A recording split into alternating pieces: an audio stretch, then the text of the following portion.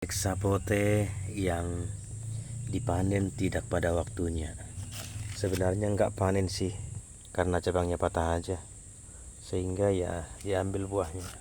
Meskipun mungkin nggak bisa dimakan, tapi karena rasanya sayang sekali untuk dibuang begitu aja, ya udah diperam aja dulu, dicoba.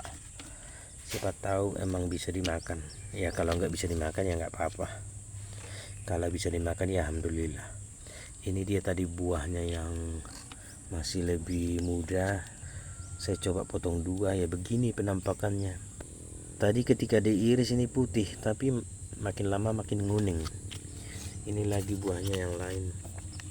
Aku potong gini. Jadinya yellow sapote.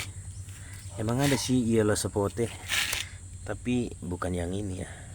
Varietas lain. Kalau ini sih black sapote namanya, tapi kalau diiris ini belum black. Dan anehnya ini kemarin patah, sekarang udah langsung lunak. Pada lunak nih. Nih, lunak. Udah langsung layu, guys. Nih.